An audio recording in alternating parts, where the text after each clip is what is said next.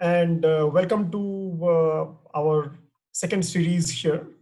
In our last series, you saw us speaking and having our alumni and their friends talk to us about what is life like after high school and in college. So today we have a young group of panelists who are currently going through high school 9th through 12th, and they will introduce themselves shortly. But before we get there, let me just set the context for our discussion today. So there we go. I'm sure that you have seen what you're going to see on the next slide right now. This is not new in terms of how we have progressed from the agricultural age in the era when we saw a civil war and also the independence of the US and the fight for land, to the industrial age of the 1800s, where we saw a few wars and also the scramble for the Africa that happened, where everybody was vying for land so that they could sell their produce that they had more of and find new markets. And we come into our 1900s, where we saw that all come ripe, and the internet boom happening, and a lot of leveraging that was going on in the information age. And that is where a lot of people were going and getting like college education to accumulate a lot of knowledge. As this option became increasingly available to everyone, more and more people became well-paid white-collar workers. Thus, the information age contributed to the economic growth and the rising living standards we now enjoy. But I'm sure we all have noticed that this situation is changing, and the white-collar work is increasingly being outsourced to low-cost countries.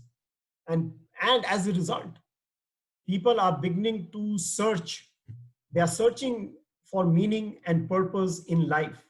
And I would say it is even more true in today's COVID situation, where we are locked up in our house and a good part of our work is happening on the net or online. So these developments are part of the change of eras. And as we move away from the information age to the conceptual age, similar to what we moved away from the agricultural and the industrial. Now, that doesn't mean those things are going away. It's just that new skills need to be acquired. So in this new conceptual age, the aptitude for high technology that was important, the skills in demand fall under the category now of high concept, meaning the ability to combine dots that you see in two different spaces and come up with something that are a new meaning to that. And even ability to empathize with others so that we can see purpose in having that interaction, and can we get down to the level of that person whom we are interacting with. So we are seeing a shift that is happening in the abilities and the skills that the children need as they move or transcend from this information age to the conceptual age. So what does that mean? What does that mean in terms of skills? So that means that we are moving, as you see these various abilities, we move from function, thinking of function, so we're thinking of design. What does that mean? That means that we are going beyond providing the desired utility. We are enriching with significance and pleasantness. That is what design is about. Kids need to be able to do that. We move from argument to story. That means that we need to enrich our arguments and narratives with facts, with emotions, and not just dry facts. Focus to symphony. That means that we really need to combine unrelated ideas into something that can bring out a bigger picture. Empathy, we just spoke about it. It's not just about logic. It is about understanding the other person. It comes through a diverse experience of learning and you having to go through the same process, like play versus seriousness. Yes, there is work to be done, but if it can be made joyful and playful, that is all the more that we can get buy-in. And last but not the least, the move from accumulation, which is okay, I need to get everything for myself, to the purpose in life. And that is really where the aptitudes now doesn't mean that information age skills are redundant. They are required, but what is required more are the conceptual age skills. So what does that mean for the students of today? So what that means is, well, we all know this. Change is the only constant. So we need to deal with the change, and the kids need to deal with the change. And what do they need? They need to have resilience. That means they should be able to fall down and get back up quickly. Should be able to develop self-confidence so that they can deal with when they fall down, and a growth mindset. That means they should be able to they should be looking at, okay, where do I go next? How do I grow from where I am? So without any delay, and with this brief context setting, I will want to introduce our panelists. I would want them to introduce themselves and take it from here. So there will be a few questions that I will have for them, and we'll hear from them as to how are they dealing with this change, and how are they going through their journey of learning, and how that has contributed to who they are, and how has their outlook changed towards the learning and life. So without any delay, so there you go. Here are our panelists. I'll stop sharing. And okay, welcome. Welcome, Jay, Navya, and Avishi. Welcome to this panel for today. And as you know, our topic or the tagline is how we learn molds a part of who we are. So before we get into that topic, I would like you to just briefly tell a bit about yourself, and then we will get into the topic. So since Jay is on the panel first, so Jay, go ahead. Right. Hello. My name is Jay. I'm currently studying in 12th grade at DLRC, and I am 16 years old, and I plan on pursuing a career in industrial design. Okay. And in my free time, I usually like drawing, sketching, and watching and listening to stories. Wow, stories, huh? Listening to stories. Great. Navya? Yeah. Hello, everyone. I'm Navya, and I'm studying in the 9th grade. I've just joined DLRC this year, but I must say the last month and a half has been absolutely fabulous for me. I'm very passionate about tennis, and I aspire to win a Grand Slam at the age of 22. Along with tennis and school, I also play the piano and have recently developed an interest in writing blogs. So yeah, that's a bit about me. Thank you. Avishi? Hi, my name is Avishi. I'm also in the 12th grade. I have been at DLRC for 4 years. This is my 5th year. I enjoy writing, reading, and my internship which is with a robotics organization. What I want to do is quite unsure. I don't know, but the subjects that I've chosen in 12th are psychology, math, history, law, and English. Thank you. Quite a diverse range of subjects that you have chosen. Now, since you say that, I would like to know from Jay and Navya as well. Jay, go ahead first. So what subjects are you studying, Jay? So I'm doing business studies, history, and psychology at the A level, and mathematics, English, and mathematics, English at the AS level. Oh, quite a pick there you have of between business, history, and maths. Quite a diverse range of subjects there. And how about yourself, Navya? Yeah. So I've picked biology, physics, and math, along with English and geography, which are compulsory subjects for us. And all of them are subjects I'm interested in and want to know more about. Okay. Well, let's get on with the topic of our of focus of the question today, or of the topic. and we'll have questions for you, and you can answer the way you feel appropriate. So our first question is, as to what part of the learning process has helped you build self-confidence? Now, this learning process will include what you do at school, could be at home, could be some other things that you do in life. It doesn't have to be limited to learning at school itself. It's a learning process. So with that said, I will start with Avishi, if you would like to go first, and then we'll move around. Yes, sure. So I think one of the key features which have helped throughout the learning process are the open and interactive facilitators. So whenever I've had a doubt or I need to ask someone something, the facilitators at DLRC have always been there. They've been a really strong support system for me, at least, and I feel like they've really helped with the whole learning process and building my self-confidence. Then the constructive criticism, so we have something called, we receive constructive criticism. So this is not just like pointing out all the good things that we do, but they also show us and tell us how to improve what we're doing. And I feel that because of this, it's helped me understand where all I need to improve, not just for exams, but even in some of the behaviors that I exhibit, etc. All of them, like all of the constructive criticism cumulatively from all of the facilitators, has really helped build my self-confidence, because I feel that it's okay to be wrong, because they're not going to berate you for being wrong. They're going to still encourage the best out of you. Then DLRC also has a concept called off-campus internships. So they help from within the parent organized community.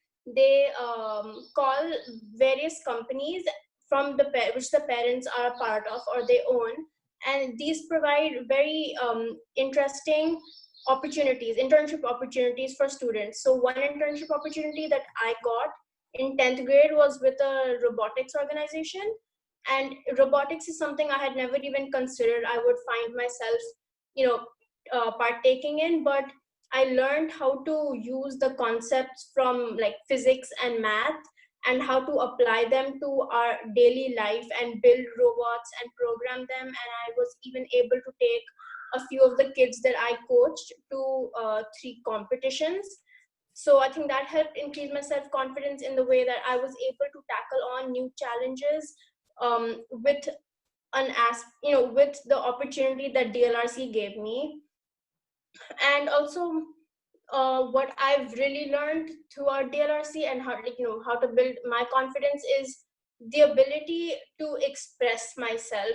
I think that's so in my previous school, I didn't have that as much because there was no concept of individuality there. It was just one mass group which was just working towards giving exams. But I feel here I was able to express myself and my interests, and I didn't feel like judged by anyone or the facilitators for that matter either in any endeavor that I wanted to take on. So I think that was something really important which helped me a lot.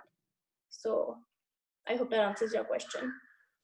Yes, it does, and it gives me a lot of some follow-up questions which I'll come back to you later, because I have taken those points down. So lovely, Avishi, thanks for sharing that. So with that, I will pose the same question to you, Jay, is that what part of the learning process has helped you build self-confidence?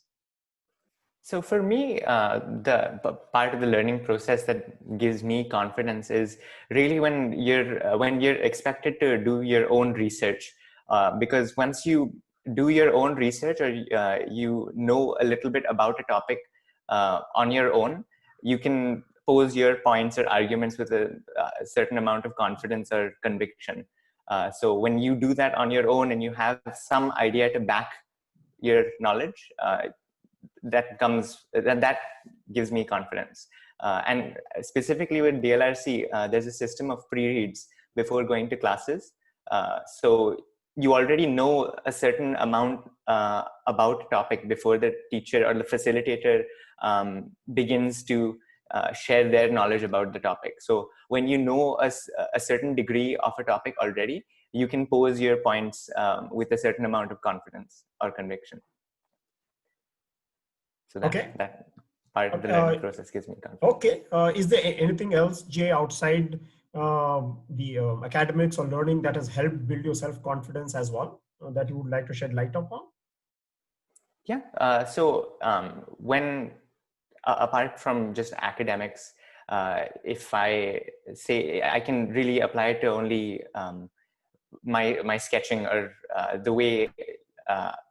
So with industrial design, you're expected to make very, very convincing sketches in very short periods of time using the least amount of lines. So you can communicate your ideas really quickly and most effectively. So learning how to do that, you have to put in a lot of work. And so you practice over a period of time, and then you learn on your own. Okay, so if I put a line here and I make a line here, these two lines convey an idea, but I can do that with just one line. So over time and practice and putting your own work, you realize for yourself how you can most effectively communicate your idea using whatever lines that you think you can do in the best possible way. So apart from academics, that would be. Yeah, great. So I think that that blends in nicely with what you spoke about your research that you love doing, and how does that come into the industrial design. So lovely, Jay. Thanks for sharing that. Off to you, Navya. Like to hear from you. Yeah. So my answer for this question would probably be a bit more on the sports side, because I've started doing serious tennis over the last few years. So the losses, I believe that all the losses I've faced have really helped me work harder and strive for excellence in whatever I'm doing. And the qualities that I've developed, one of which is self-confidence. If I develop it in something like, say, tennis or any sport, it really shows in my academics pretty quickly. So they kind of go hand in hand. It has increased immensely after getting into rigorous tennis. And I think that if you enjoy something and you like doing it, so you don't actually need to focus on inculcating these qualities. They just sort of happen. So you need to put your heart and soul to it, and they'll just get, they just sort of happen and work for you. Also, coming to DLRC, the encouragement we've gotten to ask questions and think out of the box has really helped me to work more towards asking and contributing more in class. And once I do that, I have self-satisfaction, which also increases my self-confidence. So yeah. Okay. So while we, so it seems that sports has played a big part in you helping improve your self-confidence. And that's a great thing, how the sports gets married together with the academics, and that doesn't stay apart. So I would say that, let me just pose you the follow-up question based on what you just shared, Navya, is that what other changes have you seen in yourself, in the way you think, as a result of this increased self-confidence and your learning process? Okay. So again, this is more because of my sports. Yeah. So I've started valuing my time much more than I used to before I started getting into tennis seriously. Because once you have to put in 3-4 hours on court daily, you lose out on things that people would regularly do, like going out for movies, have TV time, family time, spend time with your friends. And so when you get that time, it's very limited and it's precious. So you try to make the most of it. So that has helped in an increase in productivity of my work. I've also, along with that, started to accept setbacks in a very positive way, because there's a lot of things you can learn from every setback or negative thing that happens to you. And I've started realizing that and working towards it. One other recent thing that I've noticed is that visualizing my day helps in increasing efficiency, because if you visualize the best perfect day, you actually work towards getting there. So you have your motivation and concentration, which really help you with everything. Then also big part, my patience has increased. I wouldn't have said I was a very patient person before, I started going in depth, and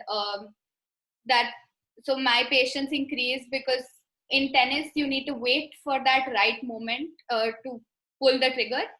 And I've learned it can be the first ball or the 20th. You've just got to wait and keep your patience and keep looking for that point where you need to pull the trigger and like go for your shot. Again, accepting suggestions and feedback is something I've started doing.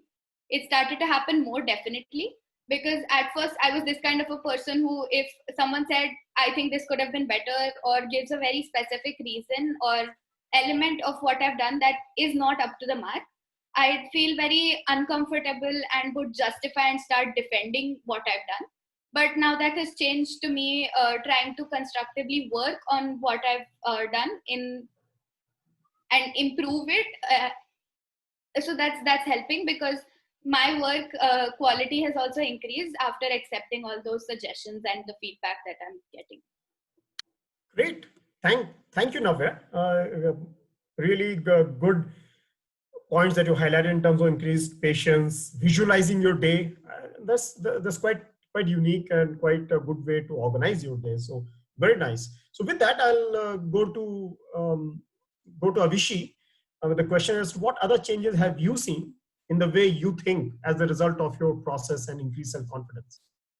Okay, well, for starters, I feel that I'm now able to look at one incident that's happening from not just my perspective, but from various perspectives. So, for example, if there was a conflict of interest which came up in school between the whole, all of the students and maybe the facilitators or the co-founders, I would try to see it not just from my perspective as to how to get done and deal with the conflict as soon as possible, but I would also try to think of why and where the facilitators are coming from and why they're saying what they're saying. So I think that's one of the biggest changes I've seen in my thinking.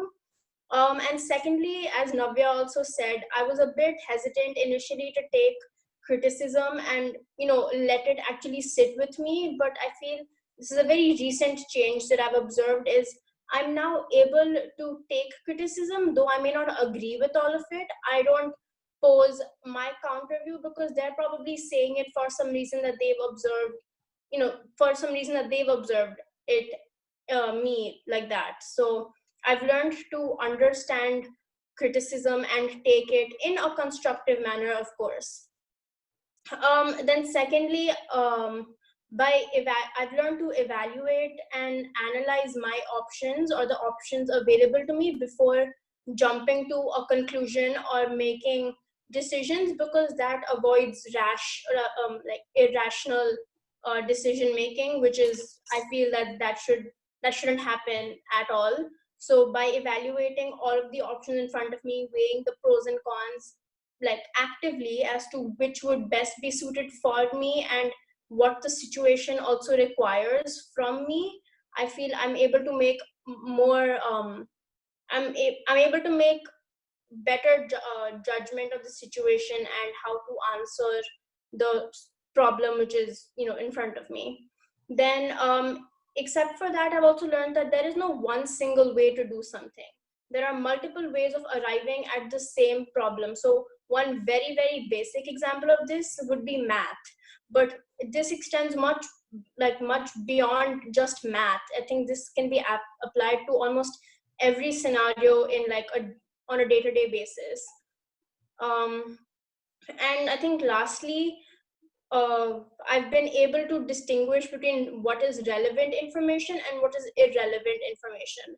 If I look back about 3-4 years, whenever I used to do any extra readings or pre-readings for my classes, I used to get very overwhelmed with the amount of information that I was absorbing. But now I've realized that not everything I read I need to assimilate. So I think I now have that. I've created a filter inside my mind of what is actually important and what is just fluff, which can be discarded.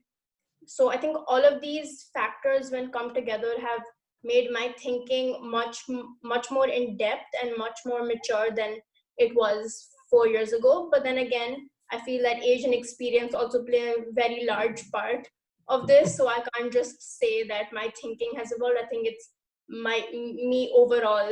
I've matured a lot more than I was 4 years ago. Okay. Well, Avishi, do you know what? You have given many points. And so what I would do is I would give you, both you and Navya, some time to think about some concrete examples that you can share. Once I'm done with Jay, so I will come back to you.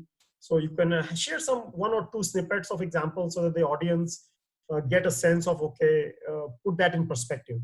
And after that, then I would also want to ask you is, okay, how does this impact either A, what you will be doing after, let's say for you and Jay, after you go out of 12th, and or for Navya as to how does that change or shift your thinking of how you're going to school. But before that, so let's go to Jay. Jay, go ahead for the same question. So what other changes have you seen in the way you think as a result of this increased self-confidence? So with increased self-confidence, the way I now think is because I feel the need to work on myself and do research and do my part in my learning journey and not depending on others as much. Because of that, and that paired with self-confidence has changed my thinking in the sense that I now no longer take things at face value.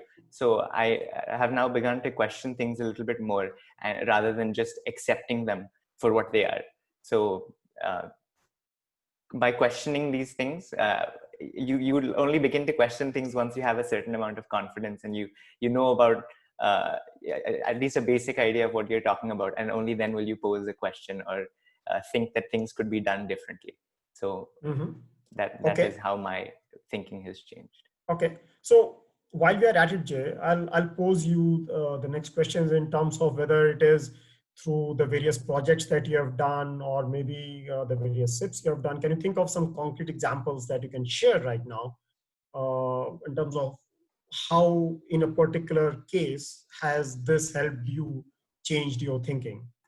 So be it any project that you may have done or any academic or non-academic project. I can can I go with yes, non-academic, please. or do I talk about both? It's up to you. Okay, I'll go with non-academic. So since I want to pursue a career in design, I have to build a portfolio over a period of time before I apply. So when you do that, you have to have certain design projects.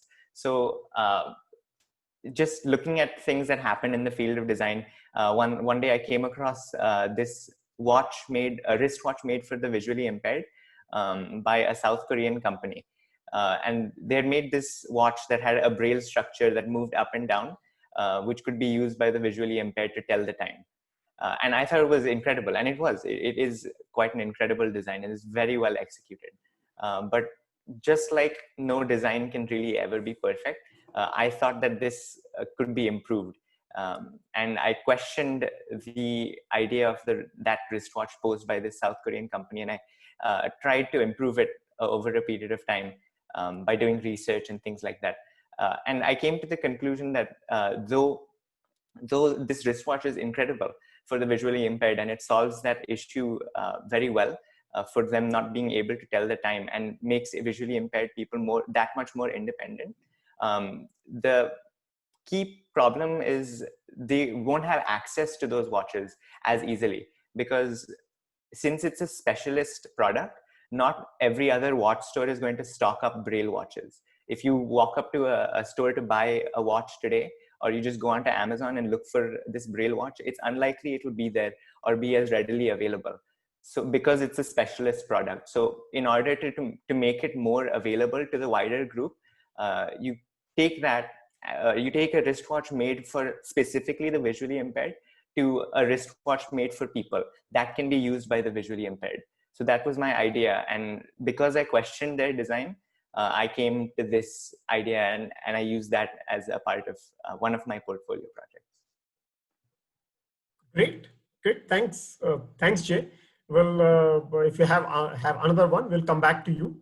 But let me move on to Navya. If you want to share some specific initiatives that has helped you think differently in the way you have evolved. So there's a lot of things I think that have played a big part. So recently I've taken some courses on GenBias and Udemy. They've ranged from topics on resilience, self-hypnosis, visualization, and all of that. So one of the most important things, so in our course on resilience, we were taught about how to form or set goals. So having an ultimate goal, you can't just, it's a big, huge goal. You need to have, I've learned that you need to have smaller goals that eventually pave the path to your ultimate goal. And that's really helping because now I'm setting smaller, say weekly or daily goals, which will result in me getting to my ultimate goal. So that's really helped. In this lockdown, I've also hosted a few quizzes which have helped in boosting my self-confidence and public speaking skills. In fact, even the application for DLRC was really nice because the questions we had to answer helped me realize more about myself, because those kind of questions I really hadn't thought of before. And now once I did, it really gave me an insight into myself more than anything. So I enjoyed writing the answers and also the interview. It was really nice. Then we're currently doing this project on our topic of inquiry. So all of us have to pick one topic that we want to delve deeper into and know more about and get in-depth questions. So that's really helping, because searching or researching on a topic you love is something you'd want to do, and it really helps in increasing my range or exposure to different topics. So say my topic was tennis, and there are so many things that can be linked to it, and I've started realizing that as I'm researching.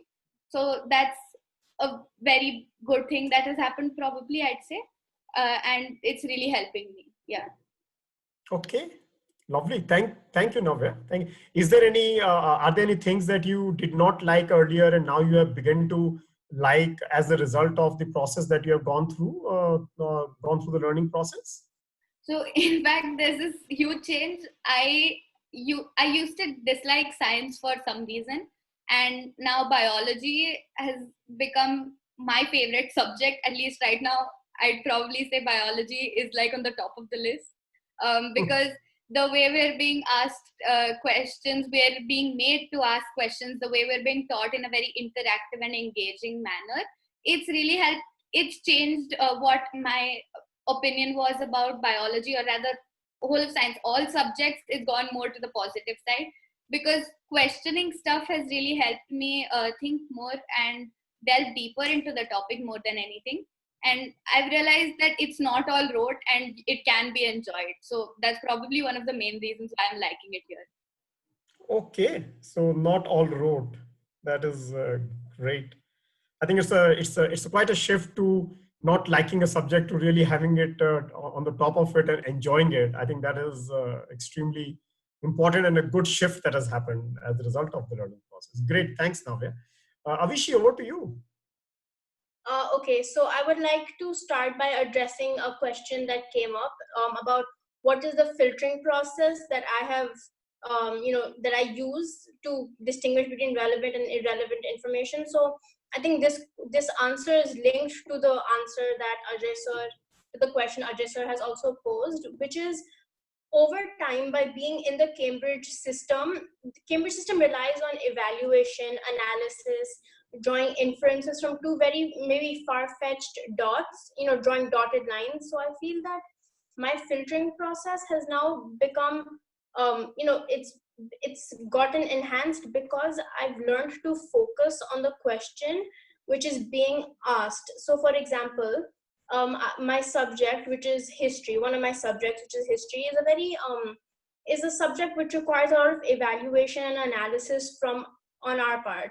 So I feel that by focusing, and initially I used to beat it on the bush a lot while answering a question, but I feel that now I'm able to look at a question and I'm able to pick out the key points from the question itself. And then while I look at all of the other information or additional readings, I select words and phrases or information which pertains exactly to the key point which I have selected from the question which has been posed in history. So I feel Cambridge as a board itself has really taught me to think and use that filtering process, because all of us have it. I think it's just about finding it and actually needing to use it.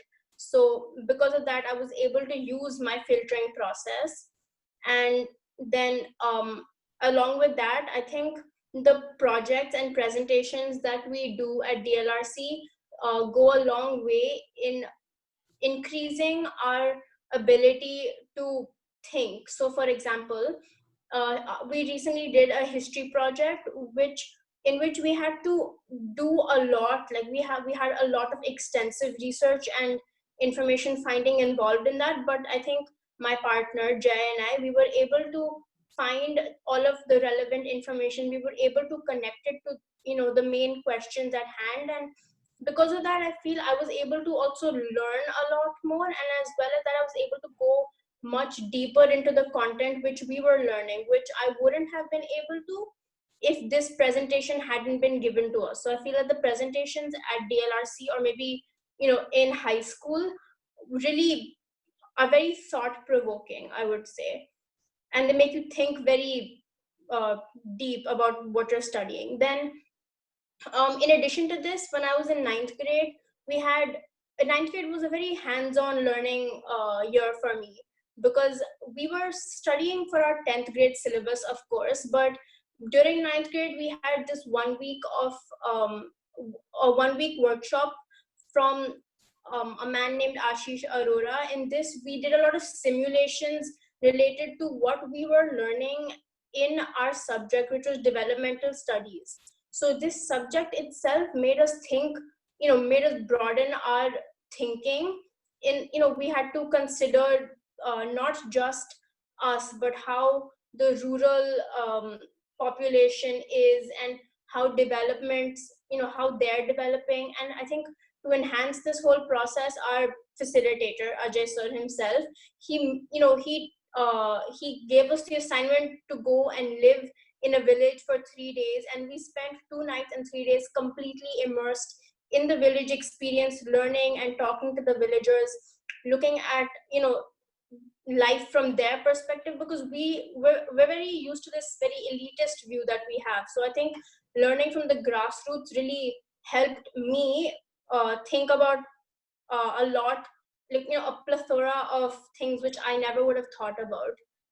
And I think lastly, what I would like to say is all of my off-campus work that I do, and etc. I talk with I meet a lot of veterans. I would like to call them veterans, because I feel like they're quite knowledgeable and they know a lot, and they've inspired me a lot. So I think communicating with them on a weekly basis or frequently has also made me my thinking more mature, and I've been able to talk with more confidence. And overall, I think it's really helped me understand the whole, how to communicate effectively and think deeply, and not just at a very superficial or shallow level.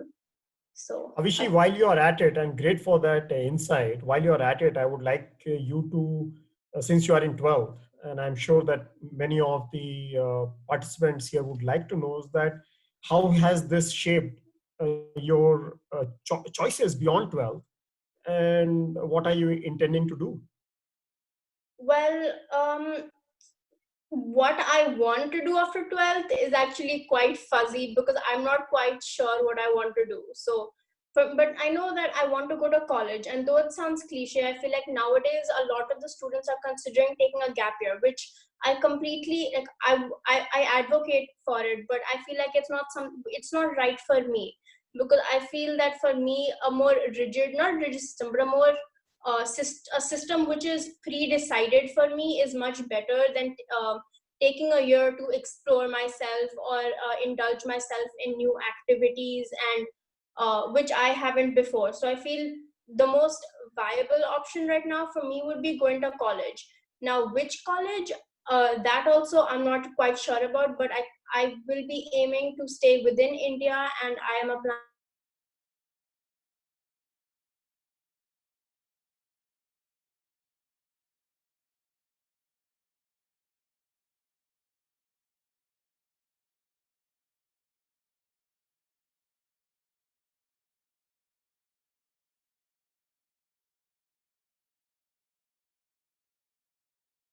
And whenever I read something I haven't read before, I feel that I really want to know more. And I feel like that's one of the reasons I've chosen, or I feel that I'm going to enjoy it. And these would be like curiosity, adaptiveness, and just versatile thinking in general. And a few of these, I think they would go a long way in helping me decide what I really want to do. But as of now, I'm not quite sure because nothing is set in stone for me. Okay, great. Thanks, Avishi. And while I will ask Jay the similar question in terms of what after here and how has the learning process helped you get a more keen understanding of that.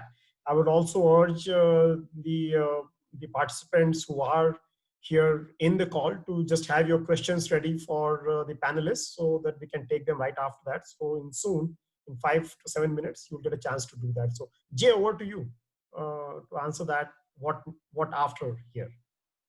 So I have a fairly, like, at the moment, I'm fairly certain that I want to do design. Now, what discipline under design, that is something that will be decided only after I get into college. And like, essentially the course will, like how well I do, that will determine the course I get to take. But I do know I want to get into the field of design. So, and how the learning process has helped me identify that was I actually got a similar question from one of the participants. Yeah, go ahead, answer it. So, but I mean, it'll be the same answer. So I'll just answer it. I'll just say it again, I guess. But how that helped me was, so I had to do like a basic analysis. So I needed to identify what I'm good at and what I enjoy doing. So that would be, I enjoy drawing, I enjoy art. And I would like to think that I'm good at communicating my ideas and, being able to understand other people's problems and empathizing with them. So those are things that I'm good at, and these are things that I like. So with that analysis done, now I thought about, okay, so I like drawing and I do that for myself. It's a very selfish thing for me, right? I do art because I enjoy doing art for myself. It's like therapy. So, but I don't think my art personally is of any use to anyone. Like, they'll look at it and they'll be like, okay, this is nice, I guess, but it doesn't help anyone. It serves no purpose. It's just there, and I've done it, and it's helped me. The process was better than the product. The product really has no purpose. My art, personally. So then I thought about, okay, so these are things that I enjoy doing. So how can I make sure that this is more valuable, or is of value to the industry or consumers, or can actually help solve real people's problems? So I think that a career in design does exactly that.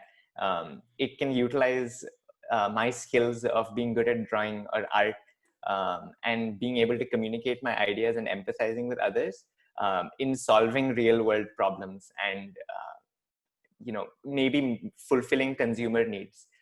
So those two things, and that part of the learning process helped me understand. Great. And though Jay didn't mention it, but I do know that he used his art skills and those wonderful skills and his love for that in a project called Brandish, where he designed multiple logos and things for various initiatives on the campus and even for companies outside. So Jay, I think great thing that you have discovered that and you're pursuing that. So lovely. Navya, to you, it's actually a bit different question. You love sports, and as much as now your newfound, I would say, love for the various subjects, and you have another 4 years in the high school. So how do you see your journey taking you further? Yes, sports, definitely. I heard that you want to play in the Grand Slam in 2022. Share a bit on that front. Yeah. Share your journey.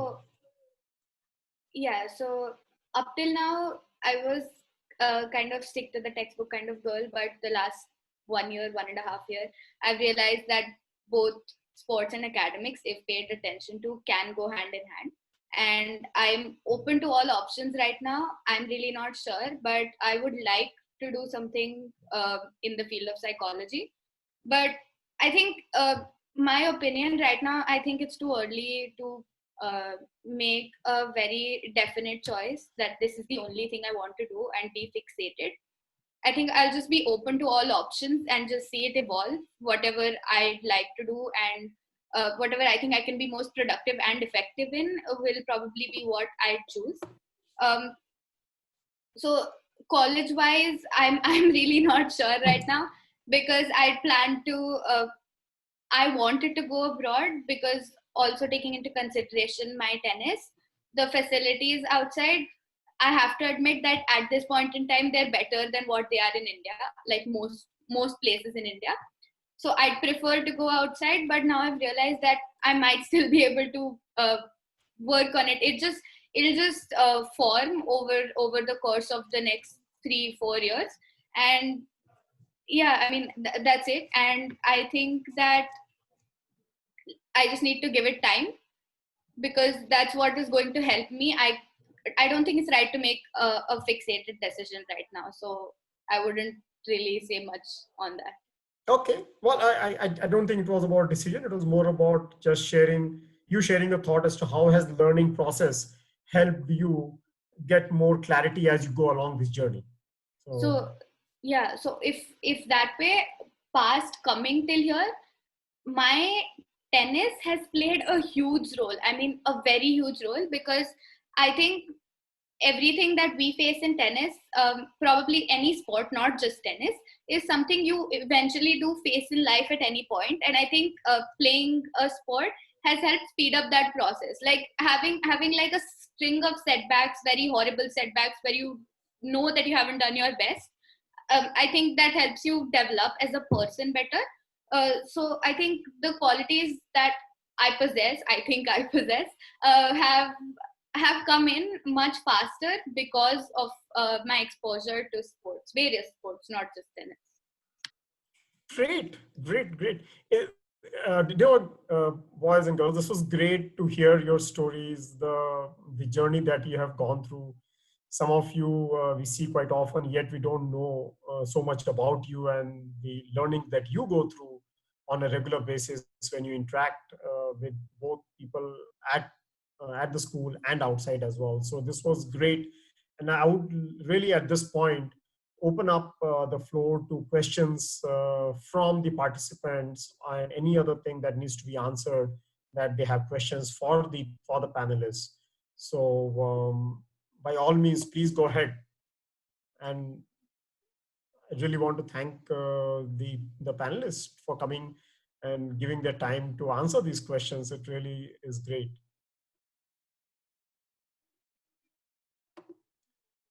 Okay, so Pawan, any questions you have that need to be addressed at this point? We'll wait for like a minute or two, and okay, I think everybody's just taking in the thoughts, these lovely thoughts shared by everybody.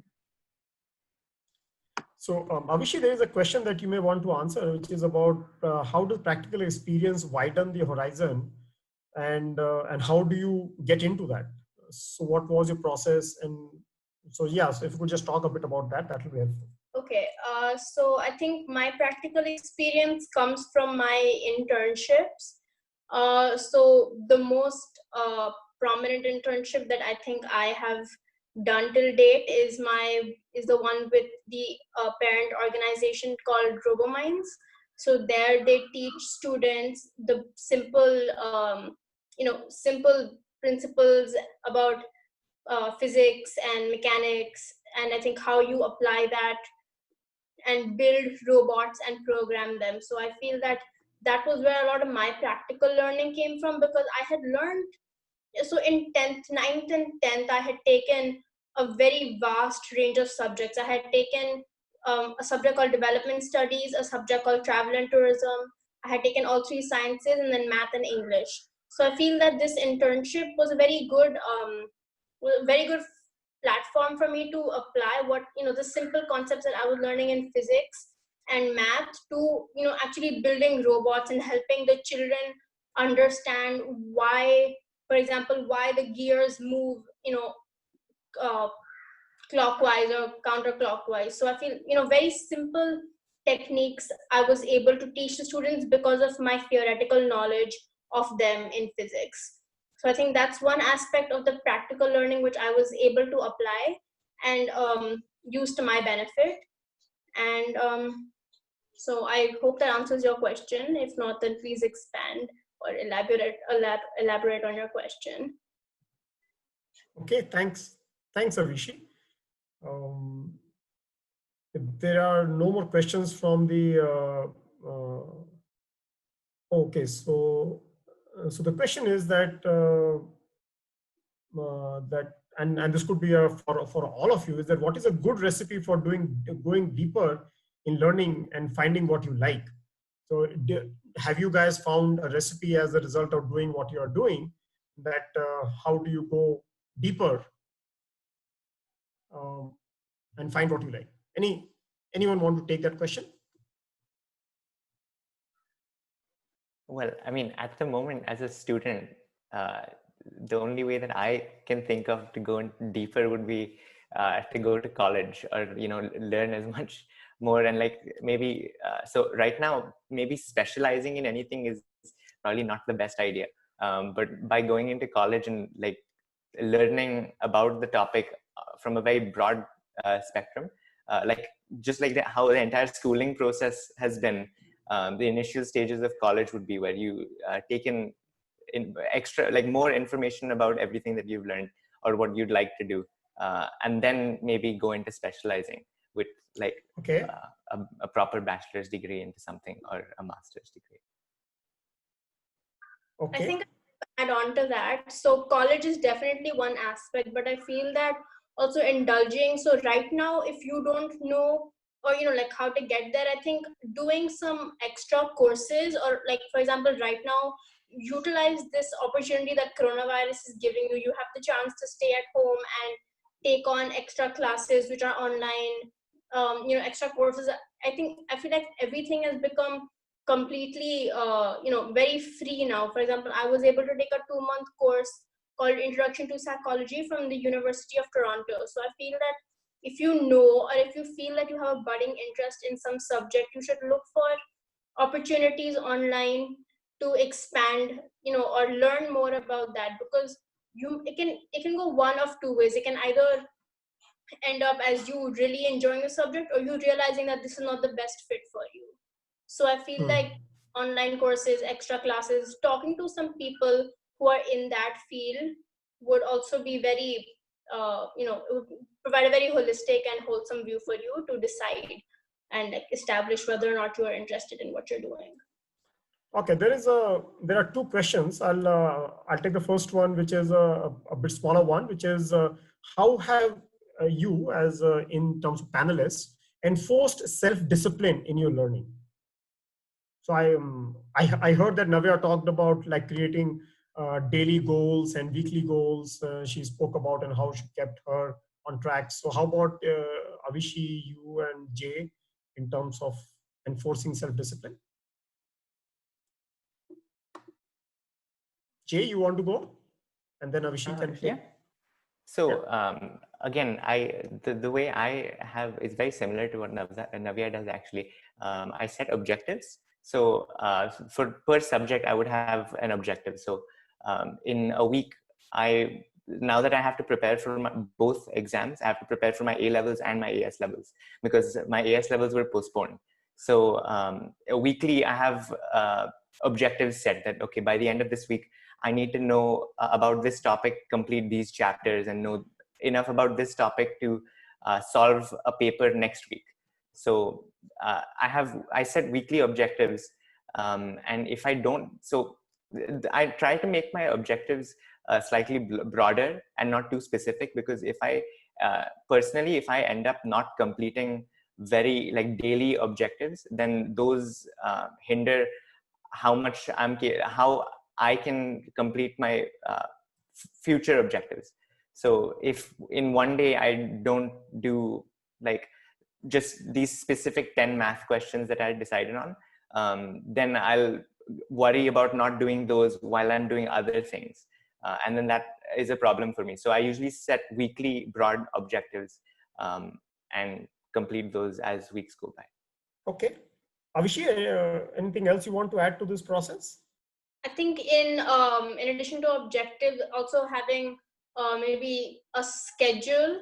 And I feel that a lot nowadays, a lot of us, we can't detach ourselves from our mobile devices or our laptops, etc. So I feel that setting that aside and maybe like putting it on mute while you're studying or doing something that you like will be helpful. Otherwise, each time we get a notification, we want to see who it is. It's instant gratification. So I feel that if we put it away and just focus on what we're doing, I think that can go a long way in self-discipline as well. Okay, great, thank you. A budding student has a question. A 10-year-old says that, were there occasions when you should have used or fallen back on your resilience and you could not? And why did that happen?